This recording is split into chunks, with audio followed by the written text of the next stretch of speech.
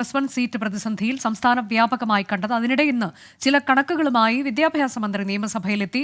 Allotment പൂർത്തിയാകുമ്പോൾ 7478 സീറ്റിന്റെ കുറവുണ്ടാകുമെന്ന് മന്ത്രി വി ശിവൻകുട്ടി ഇന്ന് സമ്മതിച്ചു. നാളെ ഉച്ചയ്ക്ക് 2 മണിക്ക് വിദ്യാർത്ഥി സംഘടനകളുമായി ചർച്ച നടത്തും. നിയമസഭയിൽ നൽകിയ ഉറപ്പിന്റെ അടിസ്ഥാനത്തിൽ സമരത്തിൽ നിന്ന് സംഘടനകൾ പിന്മാറണമെന്ന് മന്ത്രി വി ശിവൻകുട്ടി ആവശ്യപ്പെട്ടു. സർ, കഴിഞ്ഞ വർഷം 14 ബാച്ചുകൾ മലപ്പുറം ജില്ലയിൽ ഷിഫ്റ്റ് ചെയ്ത് നൽകി.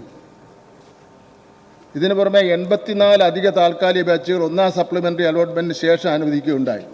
സർ, ഒന്നും അനുവദിച്ചില്ല എന്ന് പറയുന്നതിൽ അതിലൊരു വിഷമവും ന്യായക്കേടും ഉണ്ടെന്നുള്ള കാര്യം ഞാനിവിടെ സൂചിപ്പിക്കുക. എന്നാൽ ഈ വർഷം അലോട്ട്മെൻറ്റുകളുടെ തുടക്കത്തിൽ തന്നെ മുൻ വർഷങ്ങളിൽ ഷിഫ്റ്റ് ചെയ്ത് 14 ബാച്ചുകൾ തുടരുന്നതിനും താൽക്കാലിക അധിക ബാച്ചുകൾ തുടരുന്നതിനും മാർജിനൽ സീറ്റ് വർദ്ധന അനുവദിക്കുകയുണ്ടായി. +1 സീറ്റില്ലെന്ന് പറയുമ്പോൾ പോളിടെക്നിക്കൽ സീറ്റില്ലേ എന്നാണ് വിദ്യാഭ്യാസ മന്ത്രി ചോദിക്കുന്നതെന്ന് പി കെ കുഞ്ഞാലിക്കുട്ടി പറഞ്ഞു. കേരളത്തിലെ ഏറ്റവും വലിയ പ്രശ്നമാണ് മലപ്പുറത്തേത്.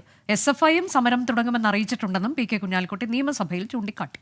സർ, ഇവർക്ക് പഠിക്കാൻ +2 സീറ്റില്ലെങ്കിൽ അവർക്ക് വല്ല അൺഎയ്ഡഡിലും പോയാൽ പോരെ? ബഹുമാന വിദ്യാഭ്യാസത്തിൽ ശരിയാണോ? ഈ അപ്രോച്ച് ശരിയാണോ? സർ, 6 കൊല്ലായില്ലേ ഈ ഗവൺമെൻറ് പ്രൊപ്പോർഷനേറ്റായിട്ട് സീറ്റ് വർധനവ് കുട്ടികൾ പാസ്സായി വരുന്നതിനനുസരിച്ച് സീറ്റ് കൊടുക്കണ്ടേ? Yes please. ഏതെങ്കിലും ഒരു കാലത്ത് അല്ലേ? അതാണ് ബാച്ചുകൾ അനുവദിക്കണം. Yes please.